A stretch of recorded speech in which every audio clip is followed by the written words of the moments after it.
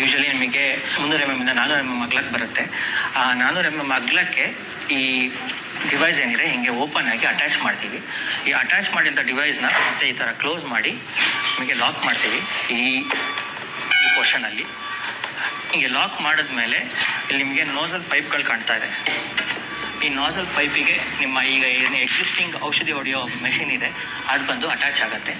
ಆ ಅಟ್ಯಾಚ್ ಆದಂಥ ಮೆಷಿನ್ನು ಸೀದಾ ನಿಮ್ಮ ಏನು ಅಡಿಕೆ ಮರ 80, 60, 70 ಅಡಿ ಹೈಟ್ ಇರುತ್ತಲ್ವ ಅಲ್ಲಿವರೆಗೂ ಹೋಗಿ ಸ್ಪ್ರೇ ಮಾಡೋಂಥ ಕೆಪಬಿಲಿಟಿ ಇರೋಂಥ ಮೆಷಿನು. ವರ್ಕಿಂಗ್ ಸಿಸ್ಟಮ್ ಬಗ್ಗೆ ಹೇಳಬೇಕು ಅಂದರೆ ಇದಕ್ಕೆ 4 ಪ್ರೊಪೆಲರ್ ಮೋಟರ್ಗಳು ಬರುತ್ತೆ, ಹೈ ವೋಲ್ಟೇಜ್ ಪ್ರೊಪೆಲರ್ ಮೋಟರ್ಗಳು, ಪ್ಲಸ್ 4 ಸ್ಪ್ರೇಯರ್ಗಳು ಬರುತ್ತೆ. ಸೊ ಈ 4 ಸ್ಪ್ರೇಯರ್ ಇರೋದ್ರಿಂದ ಎಟ್ ಎ ಟೈಮ್ ಆ ಕ್ರಾಪಿಗೆ 4 ಸೈಡಿಂದ ಔಷಧಿಯನ್ನು ಸ್ಪ್ರೇ ಆಗುತ್ತೆ. ರೈತರಿಗೆ ಏನೇನು ಅಡ್ವಾಂಟೇಜನ್ನು ಕೊಡುತ್ತೆ ಅಂದರೆ ಒಬ್ಬ ರೈತನಿಗೆ 1 ಎಕರೆ ಜಮೀನಲ್ಲಿ ಮಿನಿಮಮ್ ಅಂದರೂ 30,000ದಿಂದ 40,000 ದುಡ್ಡನ್ನು ಒಂದು ಸೀಸನ್ಗೆ ಉಳಿಸುತ್ತೆ. ಅಡಿಕೆ ಮರ